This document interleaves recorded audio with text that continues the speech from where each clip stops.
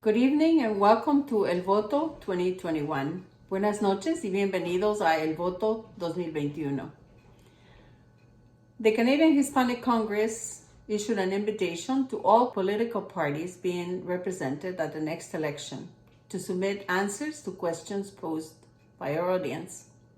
El Congreso Hispano-Canadiense hizo una invitación a todos los partidos políticos representados en las próximas elecciones para que envíen respuestas a las preguntas planteadas por nuestra audiencia.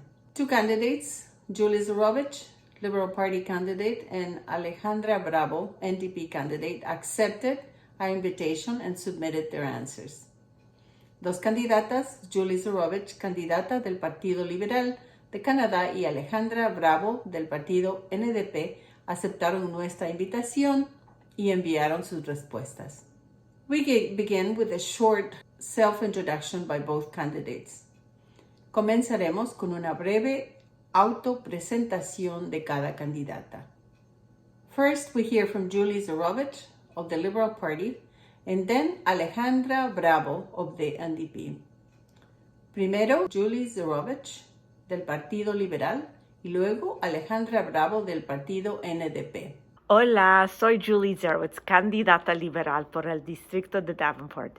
Llevo 6 años como diputada liberal y ahora me presento a la reelección. Es un placer presentarme ante los miembros del Congreso Hispano-Canadiense. Soy hija de los inmigrantes, mi madre de México y mi padre de Ucrania. Mi madre, que tiene muy poca educación, ha sido una inspiración para toda mi vida. Me enseñó la importancia de la educación y la recompensa del trabajo duro. Me enseñó a no dejar que el racismo o la discriminación de nadie te impidan perseguir tus sueños y hacer lo que quieras en la vida. El Congreso Hispano-Canadiense me han dado una lista de preguntas para que las responda, y como entiendo el español mejor que de lo que hablo, responderé a las preguntas en inglés. Muchas gracias por la oportunidad de estar aquí con ustedes. Me da un gusto estar con el Congreso Hispano-Canadiense. I'm Alejandra Bravo. I am the NDP candidate in Davenport, and I'm excited to talk to you today about why this federal election is so important to Latin American people and Spanish-speaking people in this country, to prioritize the needs of this community, which has much worse outcomes when it comes to economic outcomes, educational, and during this pandemic in the Greater Toronto area, the number one fatality rate was among Latin American people who died of COVID. That's something that's sobering and important to consider. I've made my voluntary career through the school system, where I've always advocated for equity, and I've worked on issues of school dropout for the Latin American community. We've created networks together. We've advocated for increasing minimum wages. We've helped cleaners who are trying to organize for better conditions, and I've got a long record of working around migration issues, around stopping deportations of members of our community, and I'm proud to say that the NDP is very much in line with those ideas. And you can read all about it in our platform, where we talk about creating a pathway for permanent residency to our community. I've also worked with many of you around political and civic engagement, because I believe that representation does matter, but it matters that we have a broad base of people who understand how the Canadian political system works, and that we can work together to participate in that system and to influence it, so that we can see real improvements to the lives of members of our community. I'm in the NDP because I know that every time we've won something massive in this country, it has been because we've had a strong NDP.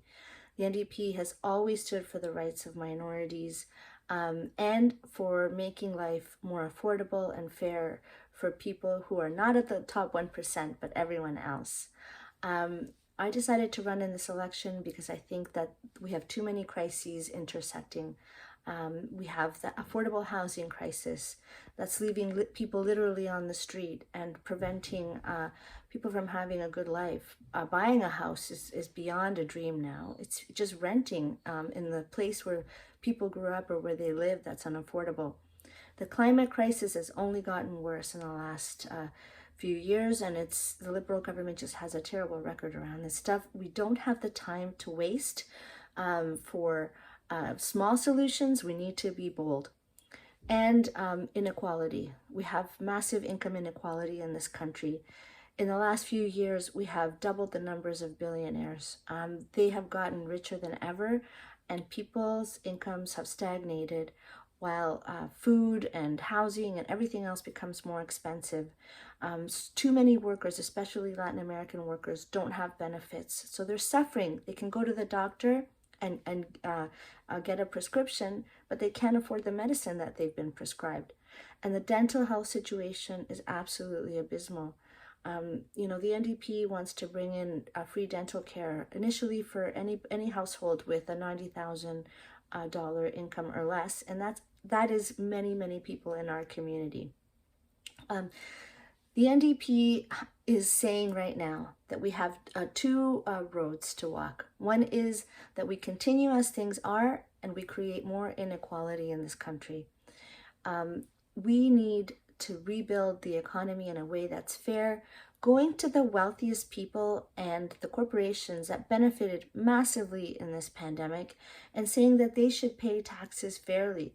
When you have a company like Amazon that doesn't pay federal tax in this country, and telecommunications companies that charge the highest internet and cell phone fees in the world, we know that the corporations have had their prime minister, and now it's time for the people to have a prime minister that's going to put our economic and social needs first.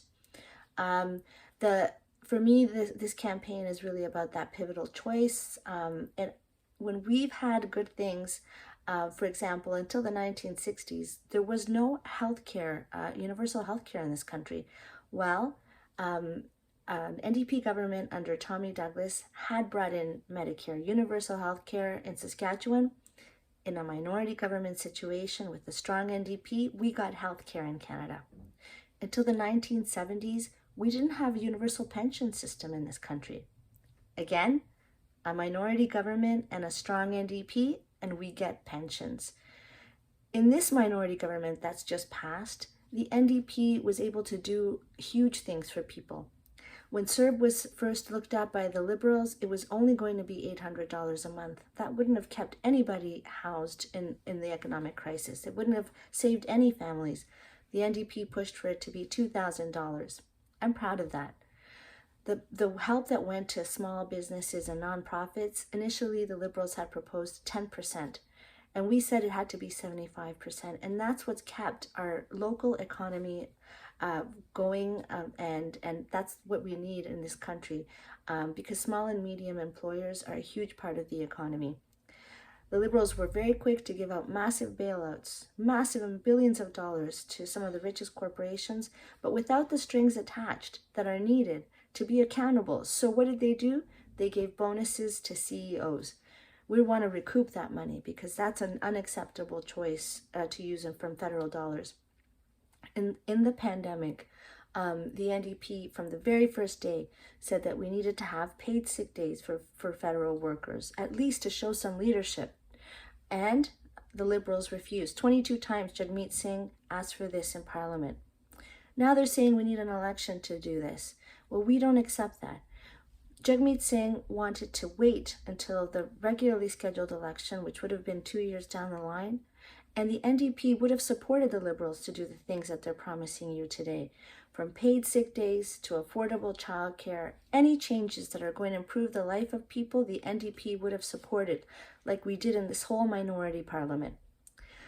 We don't need this election right now. It was selfishly called, but now we're in it, and we want to make sure that you know that our priorities about rebalancing in favor of people, taking from the very wealthiest at the top, the 1% who have had the ear of the government and have been benefiting far too much, and reinvesting in people so that we have a good future. And for the Latin American community, these things are absolutely essential because you cannot have a good economy and a good life if people don't have a house, they don't have their health, and they aren't educated. And of course, if we don't attack the climate crisis, which has only become worse under this government. You don't have to choose between liberals and conservatives. We can choose something better because it is possible. Just remember, everything good that we've ever had in this country has resulted from people dreaming big and having champions in elected office who are going to stand with you. My record with this community is decades long, and you can always rely on me to be with you, to give a voice to the needs of the community, to be fearless and independent on behalf of the people that need it most. And I'm so happy to be here with you today. Thank you.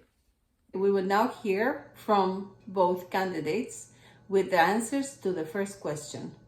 Please explain your party's plan to provide Canada with affordable daycare. Ahora escucharemos las respuestas de ambas candidatas a nuestra primera pregunta. Explique el plan de su partido para proporcionar un programa de guardería asequible en Canadá. So, what is the Liberal Party position on childcare? The Liberal Party is already, who's been the government for the last almost 6 years, is already in the process of implementing national childcare. 8 provinces and territories have signed on to the National Childcare Program. Ontario government has already indicated to our government that if we would win this election, they will also sign on to our National Childcare Plan. What does this mean for parents? If you have a need of childcare, by the end of next year, by the end of 2022, your childcare costs will be reduced by 50%. And within 4 to 5 years, it'll go down to an average of $10 a day. It's important to note that if the Conservatives win, they will cancel the National Childcare Program and all of the 8 agreements in place with the provinces and territories. It's also important to note that if I lose the seat in Davenport, that means 1 less vote for the Liberals nationally and 1 more for the Conservatives, which is not good if you are interested in having a national childcare program here in Canada. Regarding childcare, the NDP's plan is for $10 a day childcare. Yes, it's very similar to the Liberal plan because the NDP actually ran on this, proposed it in 2015. At the time, the Liberals said it was unrealistic, but we knew that it was absolutely essential. New Democrats have always believed that women's participation in the workforce is absolutely essential. We believe that a universal childcare system is important for children, first of all, because we know that when children participate in nonprofit quality childcare, they arrive at school ready to learn.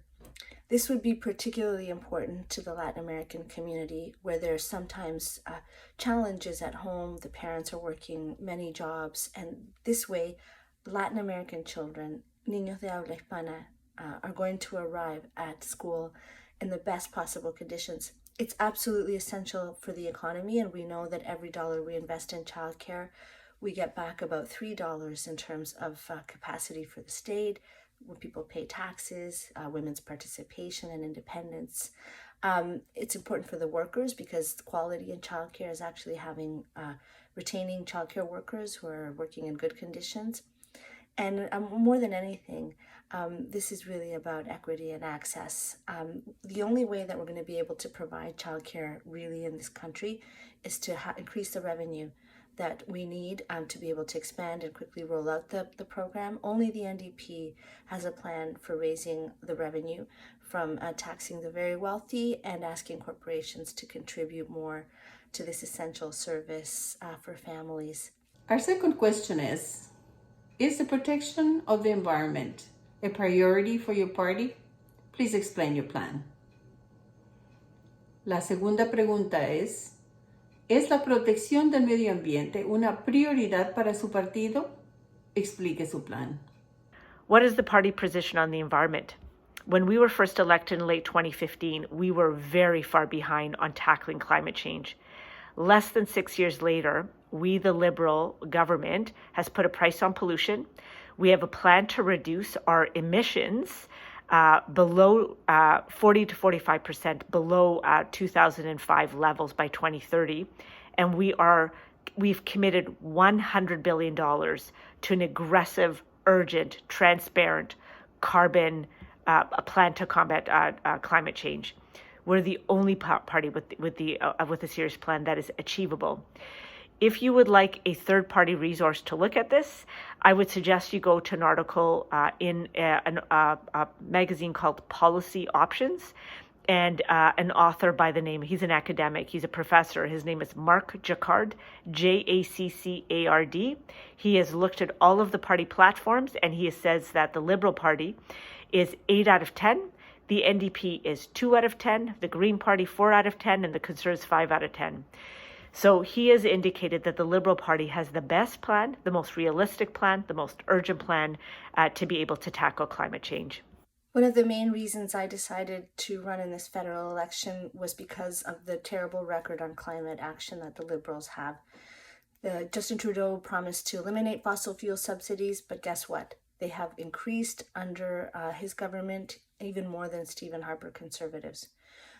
We are the worst in the G7 in terms of our record for carbon emissions, and that is unacceptable.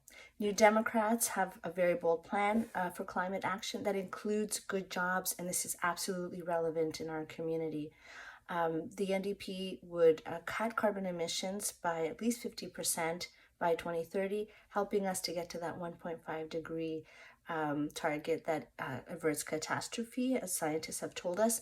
And we would eliminate fossil fuel subsidies and invest that money into green technologies. But we would also ensure that the new buildings would be carbon net zero. They wouldn't produce any more carbon within the next 4 years. We would electrify all transit. We would expand money for operating transit, which is absolutely not happening. In Toronto, we are the only jurisdiction in North America that doesn't receive, for example, any money from the federal or provincial government to operate transit. Retrofit buildings, support people so that they can provide insulation because buildings are massive emitters. This is a bold plan, but requires taking on the oil industry. It requires making a massive change from subsidizing big polluters to actually investing in the climate change technologies and in the workers that are going to do the infrastructure investments and expansion that we need. The NDP would also bring in an environmental bill of rights to put into legislation our commitments to protect water, air, and planet and people. We are presently dealing with a crisis given the lack of affordable housing. Can your party offer a solution? Actualmente estamos sufriendo una crisis debido a la falta de viviendas asequibles. ¿Puede su partido ofrecer una solución? Housing affordability is a huge issue. This is something that the federal government has been trying to tackle for the last 6 years. But to be honest, we've been focused mostly on what we call affordable housing or dealing with more of our vulnerable or homeless populations. But we haven't done enough on housing affordability. So if you have kids or if you haven't had a chance to buy your first house, how do we help Canadians be able to do this, particularly in places or in cities like Toronto? So if you look at our platform, go to liberal.ca and you go to the housing section, you'll see that we have a number of initiatives that we will be introducing if we are reelected. So a rent to own. So if you have an apartment, there'll be a number of apartments that you could rent and put that money towards owning that apartment eventually. We're going to be creating a tax-free savings account for down payments on a house, and that's up to $40,000 per person, $80,000 per couple, and we are going to sort of double the first-time home buyer's tax credit, as well as reduce your mortgage interest rates, among many, many other things. Housing advocates who are also independent have looked at all of the different platforms and have also ranked the Liberal platform as the number one in terms of all the measures that are actually going to be helpful to Torontonians, to Canadians, to be able to eventually afford their own house or be able to afford to live in Toronto. Affordable housing is a huge concern in Davenport and in Canada, and things have only gotten worse under this Liberal government, where both rents and housing prices have just exploded. And a U of T professor found that the majority of money in the Liberals' national housing strategy is actually going to for-profit housing. The NDP is going to take a different approach. First of all, we're going to take the big money out of housing, where big investment companies are actually treating our housing like the stock market. Right now in Canada, 20% of housing is owned by these kind of corporations and numbered companies.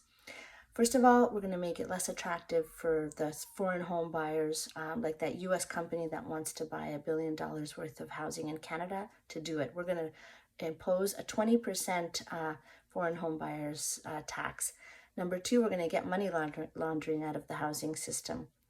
And we're going to make it a lot less attractive to do house flipping, like that Liberal candidate who in 16 years bought and sold 42 houses, making a $5 million profit. That's also driving up the housing prices. For tenants, we are going to treat housing like it's a right by providing a $5,000 support to anybody at risk of losing their housing. And we're going to build 500,000 affordable units. The money is going to go to provinces, municipalities, and Quick Start to create social housing, cooperatives, and nonprofit housing like we used to have in this country until the 1990s, when the Liberals cut that program, leading us to the crisis we have today. We're going to make it easier to buy a home by doubling the first-time home buyers tax credit, and making sure that Canada Mortgage and Housing Corporation is backing up 30-year mortgages to make those payments more affordable, and also co-ownership. It's really important that we make this change because we don't have any time to waste around housing. Please explain your party's plan for post-COVID economic recovery.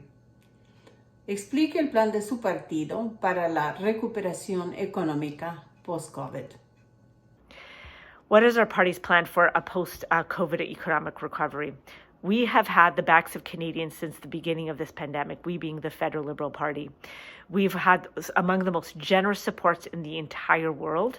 We have provided free vaccinations for everyone. We are the most vaccinated country in the entire world. We have already committed to funding vaccine passports in Canada and globally. And we are ramping up our capacity to produce our own vaccines and boosters moving forward. And then in terms of continuing to support Canadians and businesses and industries, we are focused on targeted support, so arts and culture, tourism, and those are disproportionately impacted. 95% of all the jobs lost prior to due to COVID has been returned. Compared with about 76% of Americans, we are on track to bringing our economy back. And we will continue to be there for Canadians. How we rebuild after the pandemic, to me, is the most important issue of this election. Because if we continue with the way that things are, we're only going to produce more inequality. Right now, the Liberals chose to give massive bailouts to huge corporations, including the big polluters, the fossil fuel companies, banks, airlines. What did those companies do with federal dollars? They gave their CEOs bonuses. That's got to end. The NDP is saying that they have to help pay federal taxes fairly. For example, Amazon doesn't even pay federal tax in this country. With a 1% wealth tax on household wealth of 10 million or more, not income, but just wealth, we would raise billions of dollars. Same with modest increase to corporate taxes. Canada's corporate tax rate right now is 15%.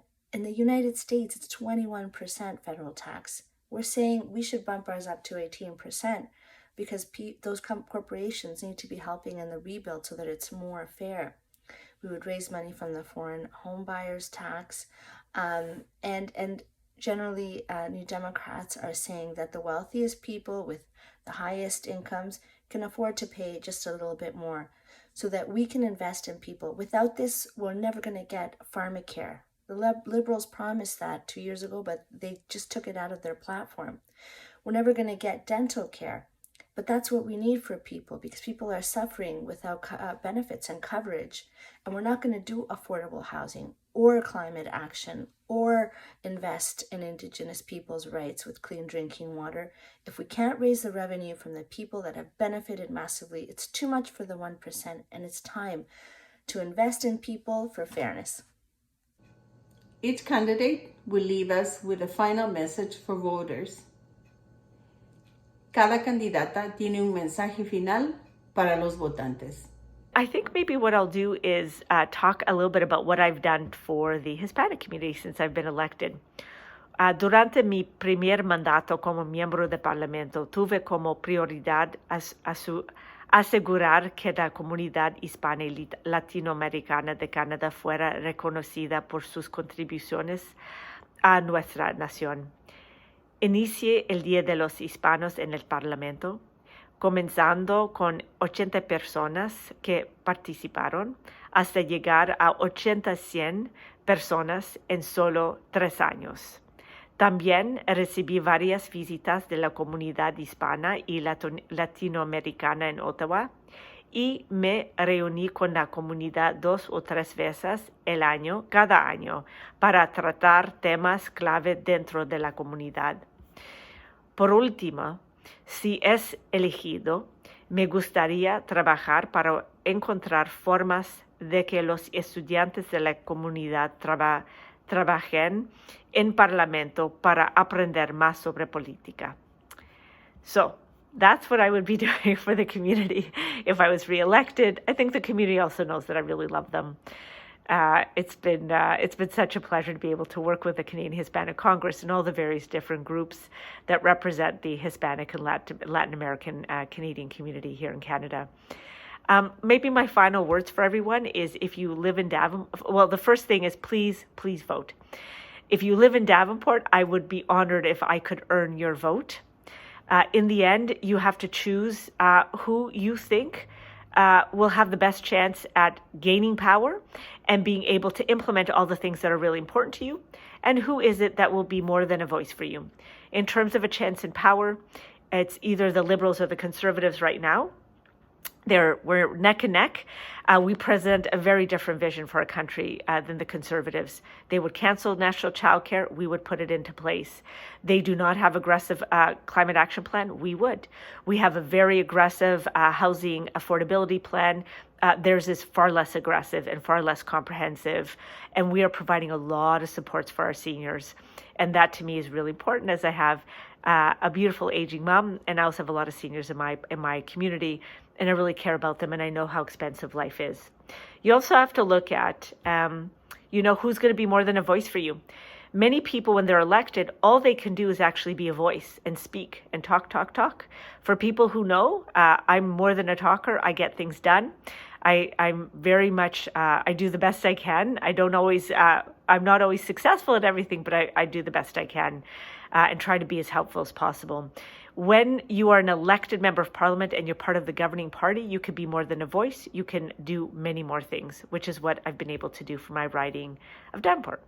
So in conclusion, gracias al Congreso Hispano-Canadiense la oportunidad de hablarles hoy, y gracias a todos ustedes por unirse y participar hoy. Adiós.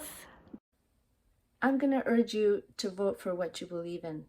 If you believe in affordable housing and you want real climate action that creates hundreds of thousands of jobs for members of our own community who need access to those careers, if you want to invest in people and make sure that their health is taken care of, their medicine and their dental care, if you want to create opportunities for education by helping students, post-secondary students, with their university fees, then you have to vote NDP, because we're the only party that's telling you how we're going to pay for these things. We're the only party that's willing to go to the big corporations and the wealthiest and say, you have to help rebuild the economy. It takes a lot of spirit and a lot of courage, and I think you know that Jagmeet Singh and the NDP have that spirit. We're going to end up with another minority government, and quite likely another Liberal minority government. The NDP will always be there to stand up for the things that people need and want, all across Canada and in the Latin American community. I want to tell you that you can count on me to be a champion for people who need access to permanent residency, for people who are struggling economically, and for anyone that wants to see this government pay attention to the Latin American community, which is always neglected and ignored. I have a record of standing beside you, and I will continue to do that. And the NDP has proven throughout Canadian history that when we're a powerful force in a minority government, we can make a massive difference. In the Greater Toronto Area, there are only Liberals elected. In Davenport, we have a chance to elect a new Democrat champion for the Latin American community, for Davenport, and for the people of this country that want to see a better life, because better is possible. The Canadian Hispanic Congress thanks Alejandra Bravo and Julie Zurovich, both candidates from the Davenport Electoral District, for their participation. El Congreso Hispano-Canadiense agradece a Alejandra Bravo y Julie Zurovich, ambas candidatas del Distrito Electoral de Davenport, por su participación. Gracias a nuestra audiencia por acompañarnos.